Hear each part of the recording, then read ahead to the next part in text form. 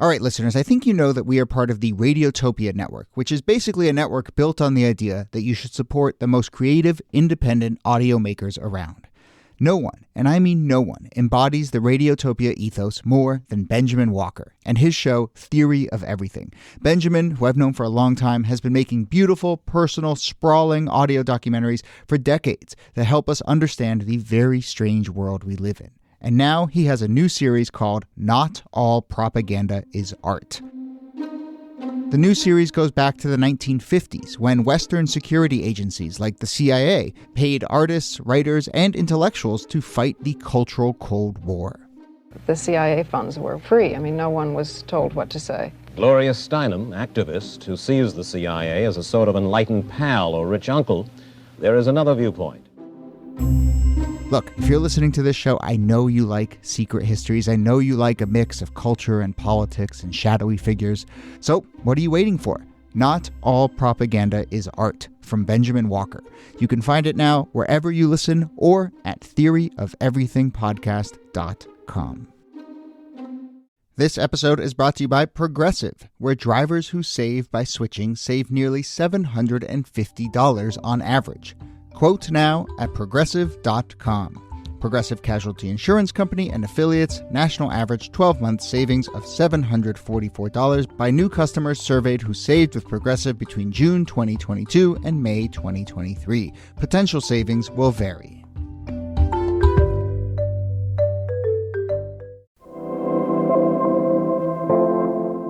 Hello and welcome to This Day in Esoteric Political History from Radiotopia. My name is Jody Avergan. This day, November 27th, 1864, during the final stages of the Civil War. No surprise, there are skirmishes and battles going on all around the country. We recently did an episode about a very notable one, Sherman's March and the destruction throughout the South. But at the same time as Sherman's March to the Sea burned many parts of Georgia and South Carolina, there was also an attempt to burn New York City. In late November, a group of 8 Southern operatives attempted to burn down the Big Apple, part of a much larger plot, it seems, to burn down other cities in the North, which in turn was part of a larger story about how the Confederacy viewed the North and what the end of the Civil War would look like. So, here to discuss the plot to burn down New York City as the Civil War came to a close are, as always, Nicole Hemmer of Columbia and Kellie Carter-Jackson of Wellesley. Hello there. Hello, Jody. Hey there. So, yes, we have this plot to burn down New York. We will get into the details of that. But I do think this larger question of where we are in terms of the end of the Civil War, and with looking at something like this, Kellie, there's one part of me that reads it and says, okay, this is a kind of like last throes, the Civil War's ending, let's cause as much destruction as possible kind of thing. There's another version of this that is, no, the South saw the North and even places like New York City as an actual front of the war. And even at this, what we can now say is a late stage of the war, there was a thought that we can actually fight the Civil War on this front. So do we see this as a scheme, or do we see this as a battlefront? Both. It's both. I think this is definitely a scheme, but I think people have forgotten, or maybe not forgotten is the best word, are unaware of how crazy these alliances were. We think that, the North is this united front block against slavery. It's really not. And we think of the South as being this united front block for slavery, and that's not true either. When you think about the state of Mississippi, in which we all think that Mississippians are gung-ho for the Confederacy, but more people fought for the Union during the Civil War than they did for the Confederacy in the state of Mississippi. And in places like Illinois and Indiana and even lower Ohio, you had real alliances or sympathies with the Confederacy. So all of this is to say that it's complicated. It's very complicated. New York City at one point even tried to secede with the Confederacy, which I think is wild. Yeah. But if you consider that all of the textiles and the insurance companies and, Wall Street is in New York City and is central to Southern cotton, it makes sense that New York would have these alliances too. And Jefferson Davis kind of felt even at this stage, that there were, hundreds of thousands of Confederate sympathizers just waiting to be activated, so to speak, in the North, and that there was a front of the war deep beyond the Mason-Dixon line on which the Civil War could be fought. And so there's one way to look at this story in that context as an attempt to really activate that sympathy that you were describing. Oh, absolutely. There were a lot of people that were Northerners, but were pro-slavery, that had real issues with Lincoln and with his politics, and certainly with the abolitionists. So there is a crowd, I think, that is receptive to what Jefferson Davis is saying. He believes about 500,000 people would willingly join the efforts. And he even believes that they can make sort of like a Northwest Confederacy out of the states of Illinois, Indiana, and Ohio. It's just wild to think that all of these things could have really gone in a number of ways. I also think the draft riots are so important to this moment. They take place about a year earlier in 1863, but a lot of people saw the draft riots as a Confederate victory. This is a moment in which, to give context, they issue a draft to get more men to fight for the Union. Part of the problem with that draft is that if you had money, you could opt out. You could pay a certain amount and not fight for the war. And that upset a lot of people, especially people at the bottom who were not interested in fighting for Black freedom. They were also not interested in also competing with those free Black people for jobs, regardless of how the war turned out. And so you had this riot that takes place in New York City that burns down Black buildings and orphanages and churches and lynches Black people in the streets. I mean, it's an incredible amount of violence. And all of this happens in New York City, in a place that's supposed to be really a safe haven for not just free Black people, but for the Union and for abolitionists. It's not there. Which makes New York City such an interesting place for this plot to unfold. Because on the one hand, you could imagine them trying to rally to their ranks all of these people in New York City who support the Confederacy. On the other hand, there is this real burn it all down vibe, in which they're also trying to get revenge for Sherman's March to the Sea, which is happening at this moment, and saying, if they're going to burn down Southern cities, we'll burn down their cities. And the city they're choosing to burn down is the one that has some pretty high pro-Confederate sentiment in it. Yeah. So the plot itself, I suppose one interesting wrinkle, there's a ton of them, but one interesting wrinkle is that the saboteurs, who end up kind of trying to burn down much of New York City, make their way down through Canada. So it's like, if you thought your expectations and your notions of who was on what side were scrambled geographically, the fact that Canada gets looped into this is very interesting too. But these spies, saboteurs, whatever you want to call them, make their way down to New York City from Canada. As we said, there were also notions of burning Cincinnati, Boston, Chicago. And what exactly is the plan? You hinted at it, Nikki, deep destruction, but how would that actually entail itself? So what they were planning to do was to start fires all over the city and to prevent the fire departments from being able to put them out. And in that way, they would start to create this sense of chaos in New York that would create openings for uprisings. So they were stationed in hotels all around the city, the idea being that they could take this incendiary that they had, something called Greek fire, which they had a pharmacist whip up for them. So they had all of these bottles of Greek fire. I think each of them had 10 bottles, and they were going to go into these hotel rooms, start the fires. They claimed to have a humanitarian approach to this, in that they were going to start the fires after 8 p.m. on Evacuation Day, which was this big celebration related to the Revolutionary War.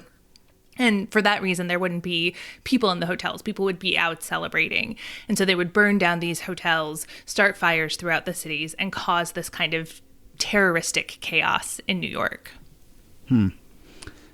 We should say that this group, we think it's about 8 men, were known as the Confederate Army of Manhattan, mostly from Kentucky, Virginia, Louisiana. One other piece of context is, I think that there was some concern that something like this would happen. When they arrive in Manhattan, they realize that the city is a little bit on high alert. Let's talk, Kellie, about what actually happens, because it doesn't feel to me like the fact that the city's on high alert is really the reason that this plot doesn't work. It's not like a foiled plot because law enforcement did their job. Well, no, they actually kind of don't have the best technology available to them. I mean, the Greek fire concoction that they make is actually not that effective. And so when they try to set fire to like a pile of clothes, they don't open the doors or the windows in the rooms in which they're trying to set fire, which is really important because fire needs to breathe in order to gain momentum. It needs oxygen. One of the ways you can snuff out a fire is by closing a window and closing the door. So they don't really set themselves up for success. And, each fire after that really sort of fizzles out. I think they can set it and then run away and then start the next one. But the fires never really catch on. And so it kind of leaves them empty-handed. The failure of this plot was sort of the second failure in the plot, because they had originally been planning to attack cities like New York and Chicago on Election Day and sow chaos that way, and also to show Confederate strength, right? Part of it was trying to bring the United States to the bargaining table, and if the war was going to end, they wanted to end more on their terms than not. They didn't want it to be a complete surrender. So this was a way of showing continued Confederate strength. But, these plots get out and people in Washington, D.C. find out about it. They bring in all of these extra federal troops to New York City on Election Day. It looks like all of the danger has passed by the 15th. So they withdraw all the troops. And that's when they come back and do this evacuation day plot. Mm-hmm. I mean, it's so reminiscent of our conversation about plots that we've done on this show, and certainly about plots like January 6th or I just read a long article about that scheme to kidnap the governor of Michigan. I mean, these are things that you see how close they were to actually getting pulled off. You also, I think, at the same time have to hold in your head the fact that these are amateurs and incompetent and often infiltrated by other forces. Not in this case, but it's like both those things can be true. We were right on the brink of genuine disaster, and also these people didn't know what they were doing. And this seems to be the case here, right? Where, I mean, to state it plainly, we had a group of people in 20 hotel rooms basically simultaneously around New York City lighting fires. Full stop, that is concerning. Yeah. And then it is also true that if they didn't pull it off for all the reasons we've described, the fires generally fizzled out and so forth. Or a hotel worker also found it and put the fire out, like that. But the plan was to overwhelm the fire department, which was a volunteer fire department, and probably if these fires really had taken off, would have been overwhelmed. And, not to make light of it, but this is a period in which burning Manhattan wasn't the hardest thing in the world to do. I mean, there had been devastating fires in 1776, 1834, 1846, Manhattan knew how to burn down. Right. And, fire is interesting because fire is the number one weapon if you want to cause chaos. And if you kind of want to have clean hands, because once a fire spreads, you can't necessarily always tell how it started, or was this an accident? Was this intentional? Yeah. So fires are such a powerful weapon, especially for people that don't have armies and the military to back them up. You don't need that many people to cause a lot of damage. And, the hotel rooms thing is interesting as a target because, in New York City, there are lumber yards, there's chemical plants. The Manhattan Gas Works is sitting there in what's now known as the meatpacking district. I mean, there were targets that would have absolutely just... Yep. tinderboxes, literally. So and actual military targets as well, which is maybe the hotels were less well protected and they allowed just private citizens in, and so that made it a softer target in a way, or it was just about being as visible as possible, right? That's the thing with terrorism, right? That if you can target civilian targets, it makes it more frightening. It makes you look more powerful. Mm-hmm. So, just to reiterate what we're saying here, the New York Times sort of contemporaneously reports that, quote, the plan was excellently well conceived and evidently prepared with great care, and had it been executed with one half of the ability with which it was drawn up, basically, we would not have been able to save this city.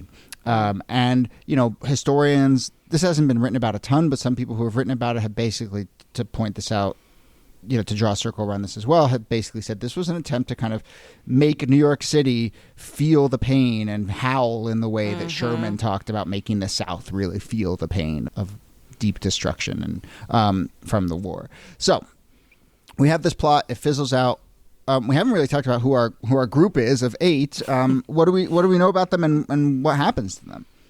Well, most of them escape back to Canada. Only one person of the 8 actually gets captured. That's Robert Cobb Kennedy of Louisiana. He gets arrested, and the United States pretty much executes him. I mean, it's a gruesome way to go. But when you think about the fact that like he's one of the last few people to be executed before the war is declared over, everybody else sort of gets out of Dodge. Yeah, they get out of Dodge and they make their way back into the United States, but they manage not to get caught. It's just Kennedy who pays the price for this. And the price that he paid was something that was made very clear by the United States the day that these fires broke out. They said, if we catch you, we are going to put you on trial, and if you're found guilty, we're going to hang you within 24 hours. And there was this massive manhunt that unfolded immediately after these fires took place in order to try to find the plotters. But they somehow managed to worm their way out of the country. Yeah. And then other plots as well in other cities, just kind of people get spooked and spread out, and those sort of seem to have faded away as well. One last tidbit that's interesting about that night. Performing on stage that very night in New York City was the actor John Wilkes Booth, who, as we know, was an actor in New York of some renown. And, I don't know, I have this like alternate history sliding doors version in which the theater that John Wilkes Booth is performing in that night gets burned down. And, I don't know. But and interestingly, how small these circles were, yeah. And interestingly, he is playing in Shakespeare's Julius Caesar, which feels a little on the nose for what would happen next. Et tu, Brute? Okay. Well, I think that's a good place to end it. We will say that there is a book called The Man Who Tried to Burn New York, which was where we got a lot of our research, and there has been some scholarship around this, but I also think another one of these stories that doesn't seem to remain as much as possible, and again ties into some much bigger ideas about how we think about the end of the war and how razor's edge it was really up until the very end. But anyway, we will leave it there. Nicole Hemmer, thanks to you. Thanks, Jody. And Kellie Carter Jackson, thanks to you. My pleasure.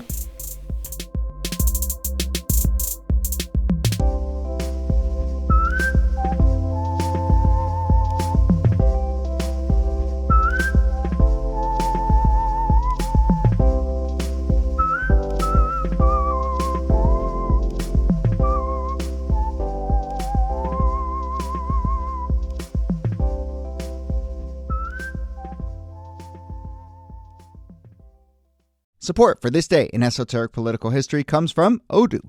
What is Odoo? Well, Odoo is the only software your business will ever need. Featuring a suite of integrated business applications, Odoo connects your business operations together so you can get more done in less time. Odoo has apps for everything: CRM, accounting, sales, HR, inventory, marketing, manufacturing, you name it, Odoo's got it. To learn more, visit odoo.com/thisday. That's odoo.com/thisday. Radiotopia. From